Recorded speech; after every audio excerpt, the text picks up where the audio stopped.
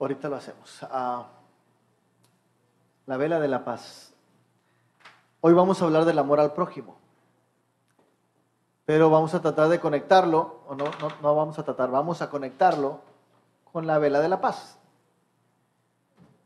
Cuando teníamos el tema de los mandamientos de Jesús y lo estábamos viendo así y vi que tocaba ese tema, dije, o lo tengo que cambiar para hablar de la paz, o no sé cómo se puede conectar, Señor, para que hablemos de la paz.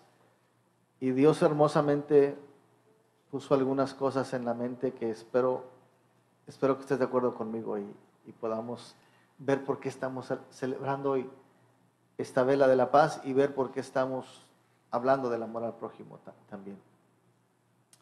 Déjame orar. Señor, estamos delante de tu presencia y rogamos que seas tú quien nos hable el día de hoy. Trata, por favor, con nuestro corazón, con nuestra mente, con nuestra voluntad.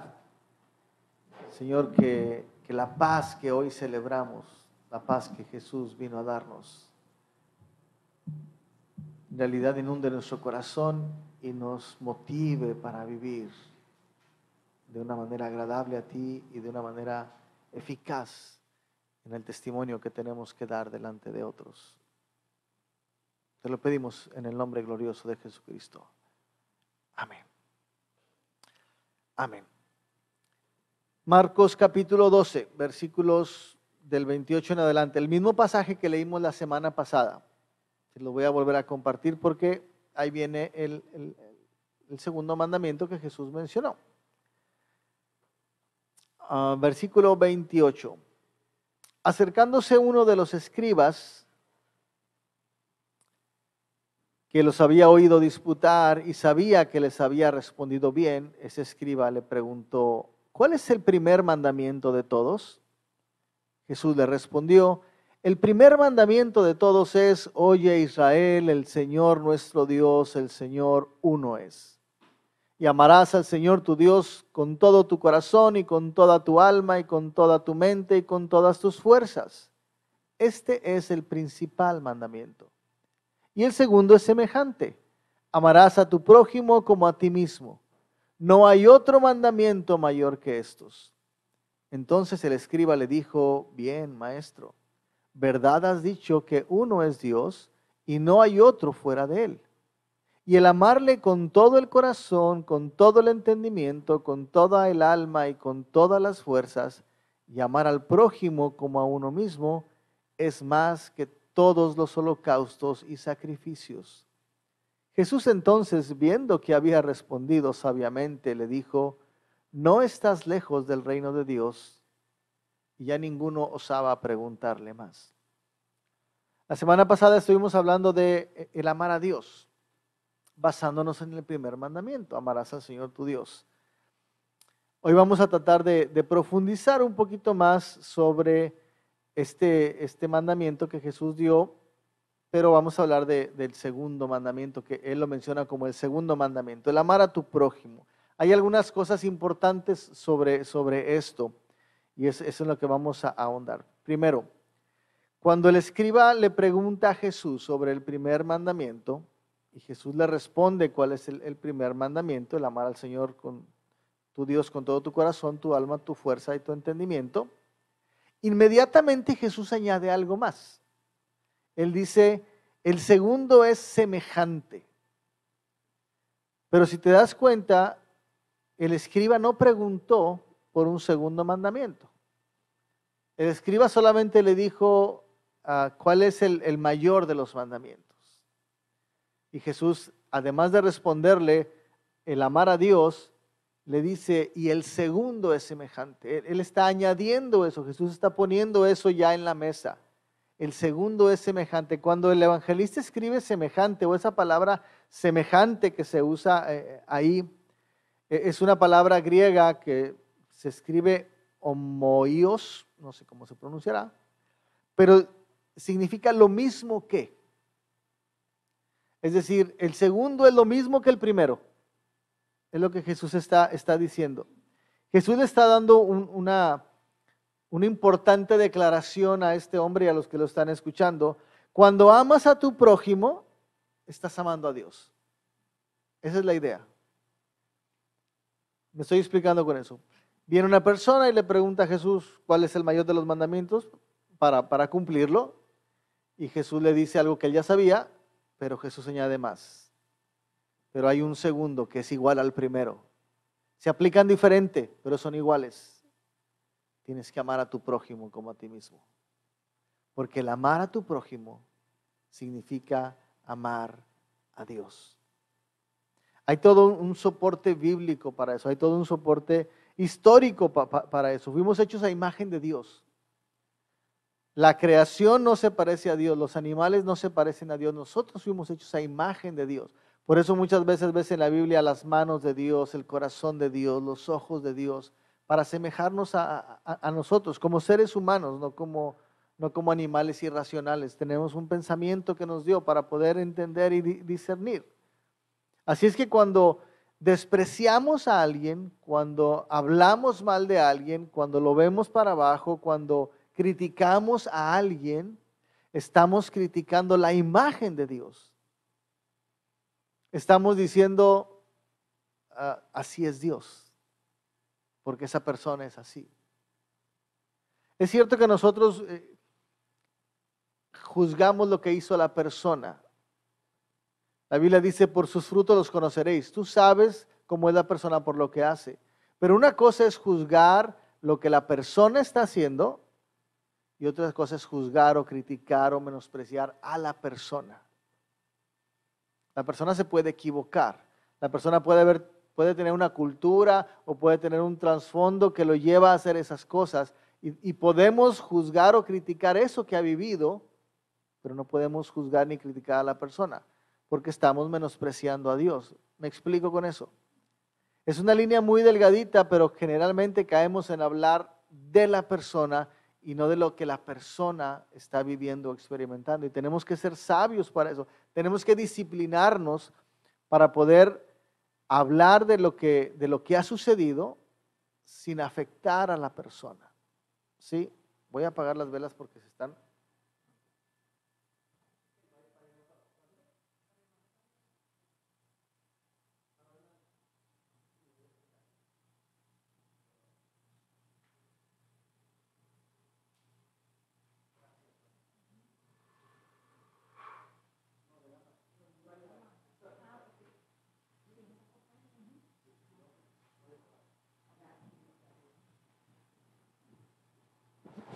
Perdón por el intermedio, sobre todo para los que están en la tele. Entonces, recapitulando esto, tenemos la capacidad para evaluar y para pensar en otras cosas, en lo que las personas están haciendo. No nos toca a nosotros juzgar a la persona, porque cuando la juzgas la condenas. Esta persona es así. Tal vez la persona ha hecho eso y tenga sus razones, pero tenemos que tener mucho cuidado de no decir esta persona es así, porque es hecha a imagen de Dios. No fue hecha así. Tal vez las situaciones lo han llevado a que haga eso. Tenemos que ayudarlo para que sea como Dios quiere que sea. Y no es juzgando ni criticando. Nuestra obligación es amar a la persona. Y cuando tú amas a alguien, sí le dices sus verdades. Cuando tú amas, sí lo corriges. Cuando tú amas, sí lo exhortas. Pero eso es muy diferente a criticar, a menospreciar, a desvalorar. ¿Sí? Tenemos que aprender a hacerlo de esa manera. Proverbios 17:5. El que escarnece al pobre afrenta a su hacedor. Cuando hablamos de pobre, no necesariamente está hablando del que no tiene dinero. Es el que carece de algo. El que carece de gracia. El que carece de sencillez para hacer algo. El que carece de alguna instrucción intelectual para poder hacer algo, el que carece de una educación para poder portarse de alguna manera, el que carece de las cualidades del carácter de Cristo para poder desarrollarse de alguna manera agradable ante los demás, armoniosamente con los demás, el que carece de eso es pobre. Pero si nosotros lo escarnecemos, es decir, lo criticamos, hablamos mal de él, nos burlamos de él, la palabra dice, tú estás afrentando al que lo creó. no a la persona. Claro que lo va a recibir y somos humanos y te va a contestar y lo que tú quieras, pero en realidad espiritualmente lo que estás haciendo es afectar o hablar mal de la persona que lo creó. Lo que nos corresponde otra vez es amar. Y repito, puedes hacerlo con energía, con disciplina, con exhortación, con castigo tal vez, pero por amor, no por menosprecio. Escarnecer significa burlarse y básicamente es entonces cuando nos burlamos de esta persona que tiene falta de algo, nos estamos burlando de Dios. Santiago dijo esto, Santiago capítulo 3 versículo 9, con la lengua bendecimos a nuestro Señor y con ella maldecimos a las personas creadas a imagen de Dios. Es por eso que tenemos que tener mucho cuidado. Esto no es algo de que podemos dejarlo pasar. Tenemos que aprender a disciplinarnos para poder ver a otros como Cristo los vería. Disciplinarnos para poder amar a otros como Cristo los amaría. Hay dos formas de hacer esa disciplina. La primera es leyendo la Biblia, alimentándote. La segunda es practicándolo. Forzándote a ti mismo para decir, levantarte en la mañana y decir, por ejemplo, hoy no voy a hablar mal de nadie. Hoy voy a tratar de hablar cosas buenas de todos. Y vas a ver que vas a tener muchas pruebas para tener que frenar tu lengua. Pero hacerlo conscientemente, espero estarme siendo claro con eso. Jesús también dijo algo similar en Mateo 25:40, hablando de una parábola que estaba mencionando sobre un rey. Les dijo, les aseguro que todo lo que hicieron por uno de estos mis hermanos, aún por el más pequeño, lo hicieron por mí.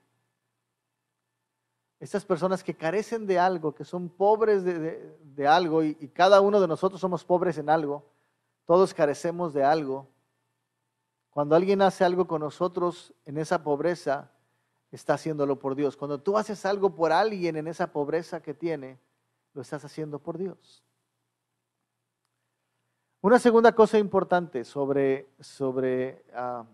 esto de amar al prójimo. La palabra que Jesús usa para amar es la palabra griega que se pronuncia o se dice ágape. Ya ven que hay varias formas de amar. El ágape, el filos y el eros. El eros es la relación íntima, el filos es la relación de amigos, el ágape es un amor que realmente solamente es un amor desinteresado que Dios puede dar. Pero bueno, Jesús está diciendo, ágape a tu prójimo como a ti mismo. Y puede aplicar ahí el ágape porque tú no te harías a ti mismo lo que le harías a otra persona. Tú sí puedes hablar mal, lastimar, pero a ti mismo no te lo harías. Entonces, ámate de esa manera en la que tú amarías a otros. Es lo que Dios nos ha dado a nosotros. Él nos amó tanto que estuvo dispuesto a darse a sí mismo por nosotros.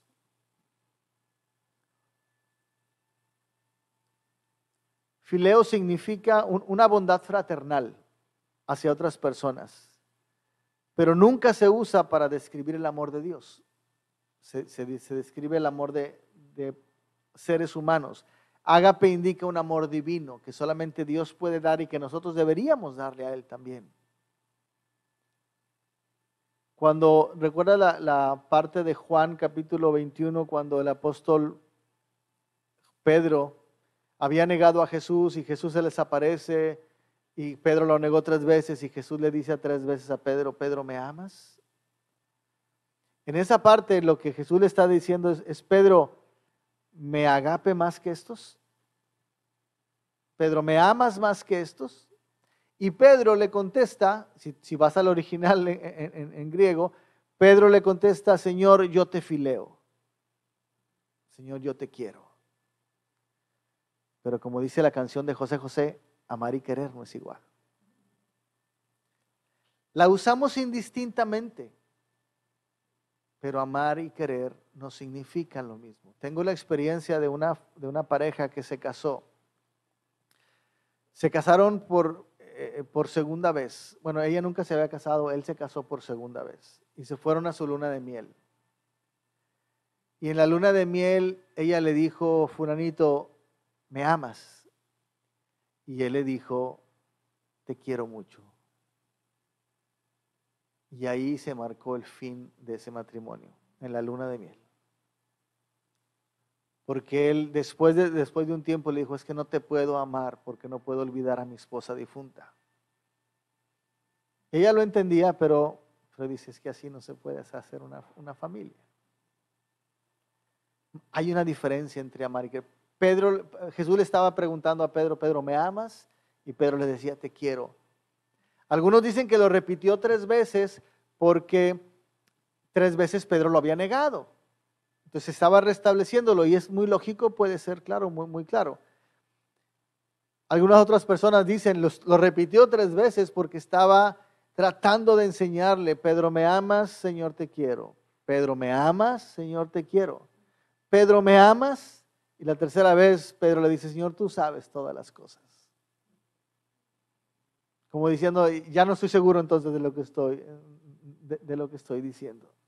La calidad de amor que Jesús demandaba de Pedro era una calidad de amor que Pedro no le podía dar todavía en ese momento. Después lo hizo, cuando estuvo dispuesto a dar su vida por él. Jesús le estaba enseñando a Pedro a amarlo como Jesús quiere que lo amemos. En ese momento, Jesús y Pedro eran el prójimo el uno del otro. Aunque Jesús siendo Dios, era el prójimo del uno del otro. ¿Qué es el prójimo? Voy a tratar de explicarlo, algo que me pasó a mí por lo menos. Cuando hablas del prójimo, que significa literalmente el que está cerca de ti, el que está al lado tuyo, el que está físicamente o emocionalmente cerca de ti, y no necesariamente tiene que ser consanguíneo, no necesariamente es familia, es aquel que consideras que está cerca de ti. Uno siempre tiende a ver hacia afuera. Mi prójimo es esa persona, mi prójimo son ellos. Pero mira qué interesante que cuando Jesús les cuenta una parábola a sus discípulos, Lucas capítulo 10, la parábola del buen samaritano, de ese hombre que fue atacado, era un samaritano era una persona que fue atacada por unos ladrones, y pasa un sacerdote y pasa un escriba y nadie le hace caso. Pero pasa un samaritano, uno que era de otro pueblo. Si recuerdan, cuando hablamos de la mujer samaritana, judíos y samaritanos no se hablaban. Los judíos consideraban a los samaritanos como perros, los despreciaban por situaciones que traían desde antes. Ese samaritano ayuda a esta persona, lo lleva a un lugar que lo cuiden, paga todo lo que tenían que hacer por él y dice, y si gastas más te lo voy a dar cuando vuelva a venir. Jesús les pregunta en el versículo 36, Lucas 10:36, ¿cuál de los 3 piensas que demostró ser el prójimo del que cayó en manos de ladrones? La respuesta en el 37, el que se compadeció de él, contestó el experto de la ley. Jesús le dijo, anda y haz tú lo mismo. Lo interesante de eso es que Jesús no le dijo, el lastimado fue el prójimo del samaritano. Jesús dice, el samaritano fue el prójimo del lastimado. Es decir, como que cambia la perspectiva, por lo menos a mí me cambió la perspectiva. El samaritano no es, el prójimo no es la persona que está cerca de mí, el prójimo soy yo para ellos. Yo soy el que debo ser prójimo para ellos. Para mí cambia la perspectiva de decir ellos son mis prójimos a decir yo soy su prójimo. Me da más responsabilidad para cumplirlo que para decirle pues como que si quieren que se acerquen. No sé si me explico. El prójimo somos aquellos que estamos cerca de otros y nosotros que tenemos esa capacidad de estar cerca de otros. Tal vez ellos no nos están viendo, no nos están contemplando, no nos están percibiendo, pero tú estás ahí. La persona que está en la calle, la persona que está en la fila del supermercado, la persona que está en la cama, la persona con la que estás conviviendo, tal vez te está viendo como una persona extraña que no conoce y no te ve como su prójimo. No es su responsabilidad verte como su prójimo. Es tu responsabilidad verlo a Él para ayudarlo y ser su prójimo. ¿Me estoy explicando con eso? Eso cambia totalmente el punto de decir, ama a tu prójimo como a ti mismo. No son personas lejanas, son personas cercanas a ti, porque tú debes considerarlos cercanos a ti. Para mí es un switch que cambia en mi mente, decir, sabes, que ya no puedo ser ajeno a lo que está a mi alrededor. Tendemos mucho a aislarnos, tendemos mucho, yo siendo introvertido, tiendo mucho a en una reunión estar separado, a no convivir, en la fila estar hasta un poquito más atrás, no por el COVID, sino porque no quiero tener contacto con la gente, cuando en realidad lo que tengo que agachar la cabeza, estar viendo al suelo para que nadie me moleste y no. Pero entiendo que amar al prójimo no es nada más desearles algo bueno, sino es hacer lo que ellos necesitan. Entonces eso implica, por lo menos en mí, levantar la cabeza para verlos a los ojos y estar atento, ¿qué te puedo servir? Aunque ni siquiera los conozca.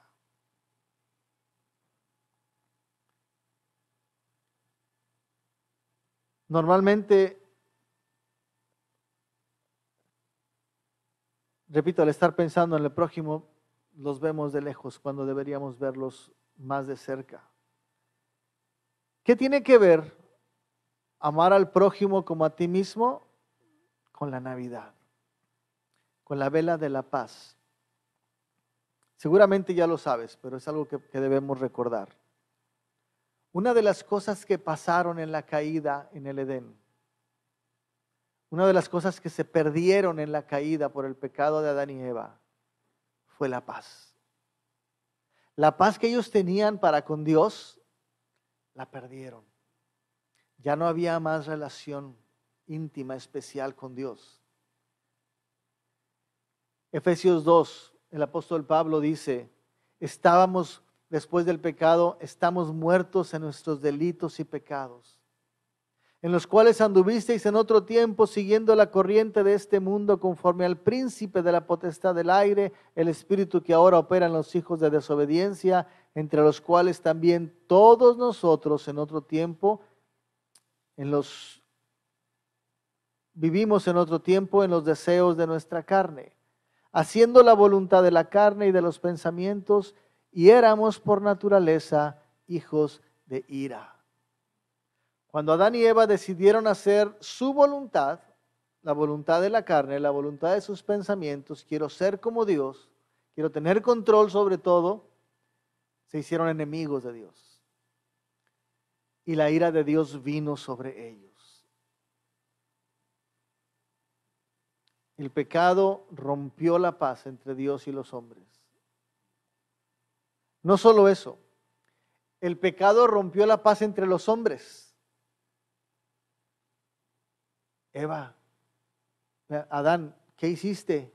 La mujer que me diste tuvo la culpa. Eva, ¿qué hiciste? La serpiente me engañó. Se rompió la relación entre los hombres, la relación de paz, y se rompió la relación entre los hombres y la naturaleza también. Dios le dice a Eva, a la mujer le dijo, Génesis 3:16, multiplicaré en gran manera los dolores de tus preñeces, con dolor darás a luz y tu deseo será para tu marido y él se enseñoreará de ti. Ese tu deseo será para tu marido, es tu voluntad estará bajo la voluntad de tu marido. Y eso es lo que las mujeres naturalmente interpretan como el hombre que quiere poner el yugo sobre el cuello, el pie sobre el cuello de la mujer. Y eso es lo que muchos hombres interpretan que así debe ser. Y eso rompió la paz, la armonía. Los dolores de parto, la serpiente que me engañó, eso rompió la paz que el hombre tenía con la naturaleza, con los animales. Y es por eso que en vez de cuidar la naturaleza, abusamos de ella. El calentamiento global, los tsunamis, los terremotos. No es algo que Dios haya creado para que se hiciera, es algo que el hombre ha provocado con tanta explosión que hacen profunda para sacar petróleo, para buscar. El hombre está sacudiendo la tierra y la tierra está reaccionando.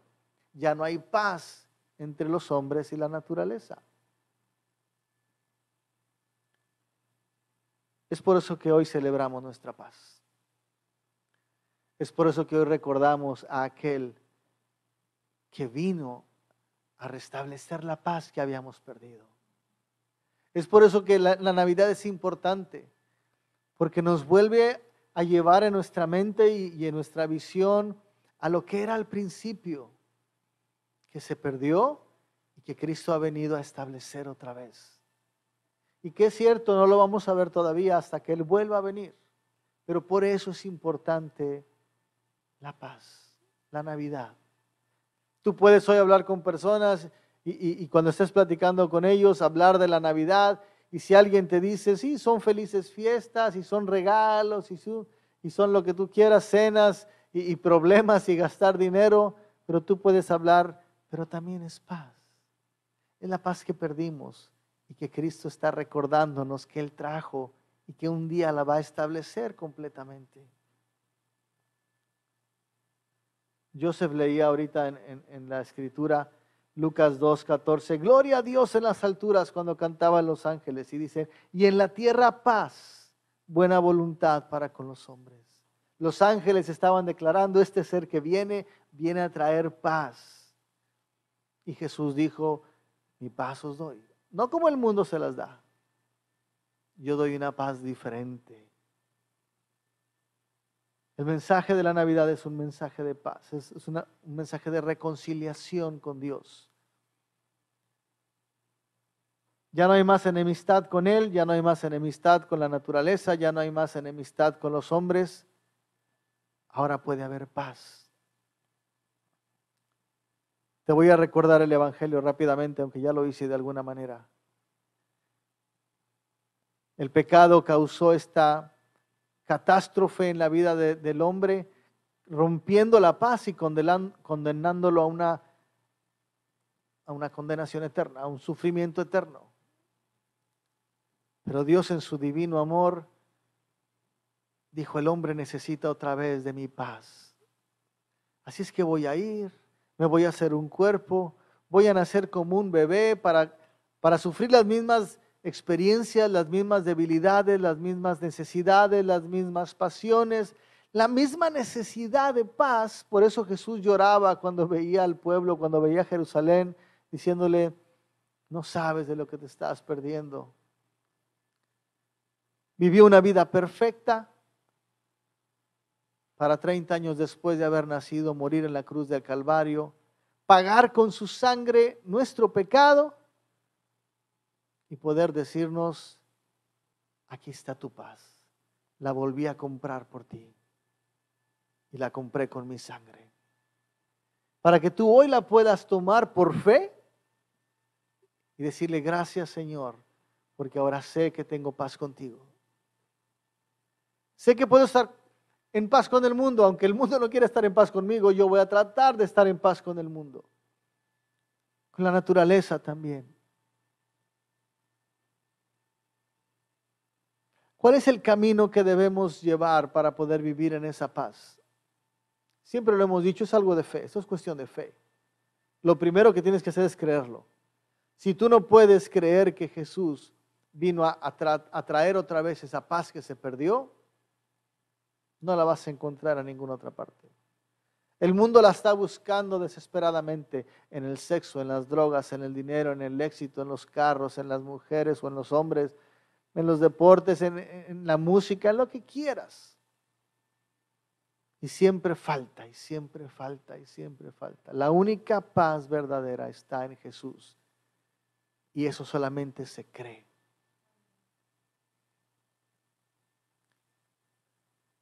Para poder fortalecer esa fe, tienes que experimentarlo. Pero sabes, experimentarlo no es decir, Señor, lléname de tu paz y hazme sentir en paz. Es como la paciencia. Señor, lléname de tu paciencia. ¿Y qué hace el Señor para llenarte de su paciencia? Ponerte pruebas para que veas que tienes su paciencia. Para que puedas responder en su paciencia. Si pides paciencia, la única forma de experimentar la paciencia es viviéndola, es teniendo paciencia con algo que te impacienta.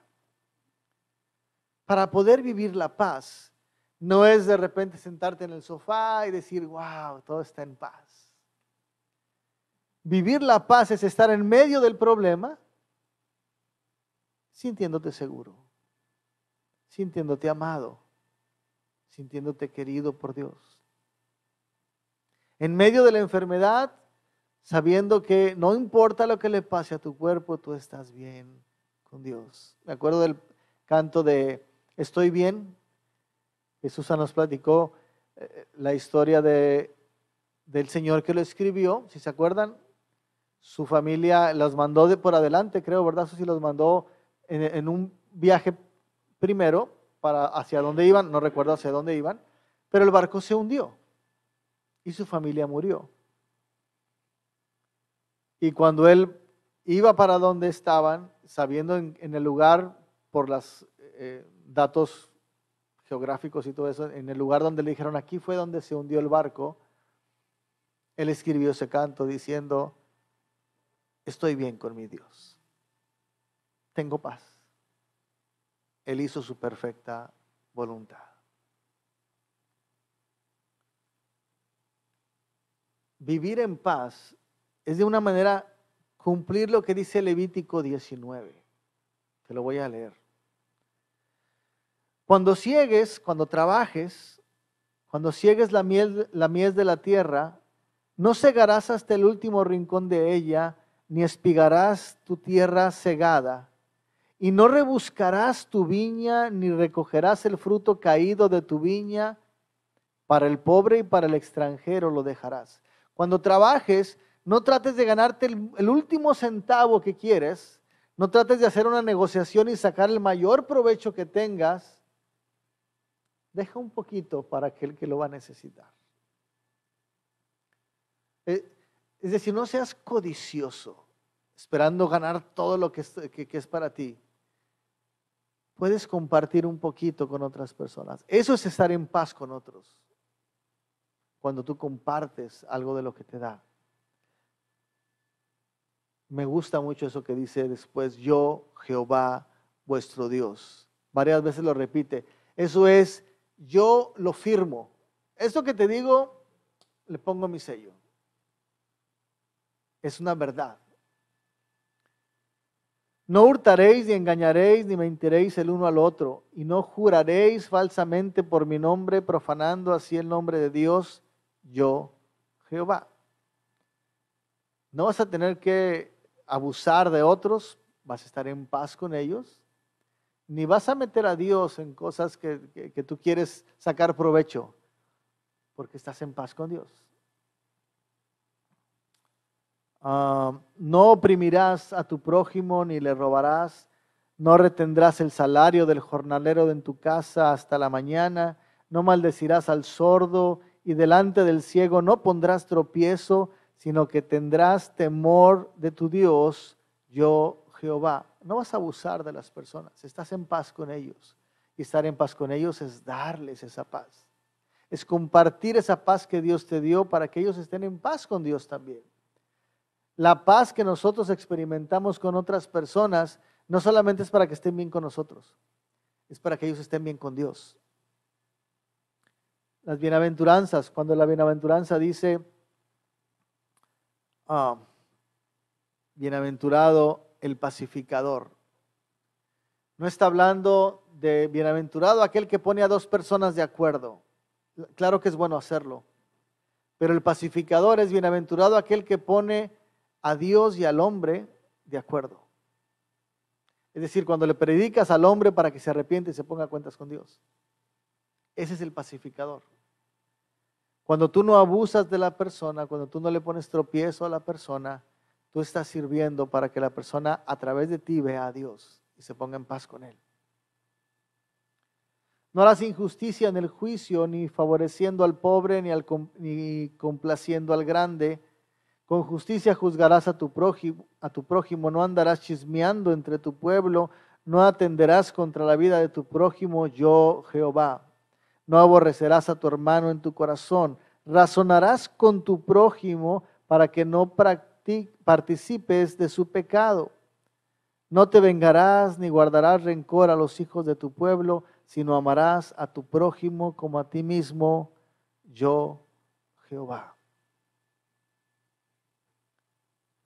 El Nuevo Testamento fue sacado de esta parte. Eso que Jesús dijo, el segundo es semejante a esto, amarás a tu prójimo como a ti mismo, lo sacó de aquí. Con todo el contexto de decir, tienes que vivir para otros.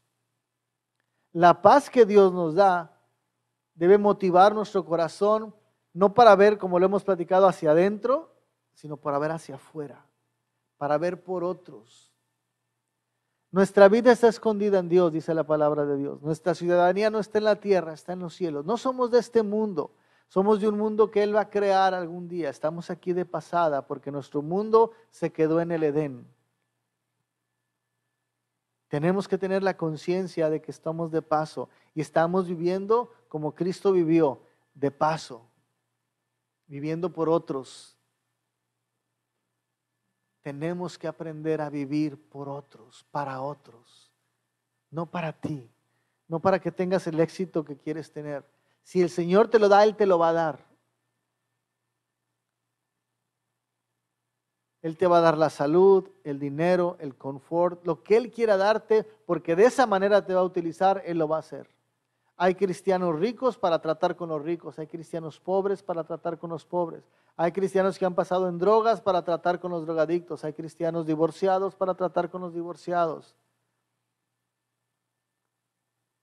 Dios nos permite experimentar todo eso porque estamos de paso para poder tratar con aquellos que no lo conocen. Es un compromiso que tenemos con Dios. La paz que Él nos ha dado, la paz que hoy celebramos, es un gozo y un disfrute, pero es un compromiso para vivirla. Te vuelvo a hacer la pregunta que muchas veces nos hemos hecho en los estudios y en los mensajes. ¿Las demás personas ven a Cristo en ti? Cuando tú hablas, las personas escuchan la voz de Jesús. Tal vez no se dan cuenta, pero están sin darse cuenta, están escuchando la voz de Jesús. Hay algo en tu voz que les haga meditar, les haga pensar, les haga someterse a Dios. La Biblia dice que cuando Jesús hablaba, los demonios se callaban. Cuando venían a buscar a Jesús para crucificarlo y dijo, venimos a buscar a Jesús de Nazaret, y Él dijo, yo soy, y los soldados cayeron de rodillas. No estoy diciendo que las personas vayan a caer delante de ti de rodillas, no somos Jesús. Pero sí estoy diciendo, cuando tú hablas, el Espíritu Santo, el Espíritu de Jesús que está en ti, es quien está hablando. Es decir, ese amor que Él tenía, aun cuando habló enérgicamente, sale por tu boca para los demás. Cuando extiendes la mano para ayudar, las personas sin saberlo pueden sentir la mano de Jesús. ¿Tratas a los demás conscientemente como los trataría Cristo? ¿Cómo reflejas la paz que Jesús te regaló? Cuando vino, nació y murió por ti. Es tiempo en esta Navidad de pensar. No cómo vamos a celebrar, a festejar, que no digo que sea malo, es bonito, estamos celebrando el nacimiento de Jesús y lo hacemos en familia, qué bueno. Pero es tiempo de pensar cómo aquellos que no lo conocen lo van a ver. Cómo aquellos que piensan en la ideología de género, en el ateísmo, en la dianética, en la energía, en los astros, van a poder ver a Jesús en nosotros. Algunos para salvación, tal vez, lamentablemente otros para condenación, porque no van a querer creer. Pero eso le toca a Dios. A ti te toca ¿estamos reflejando la realidad de lo que estamos hablando?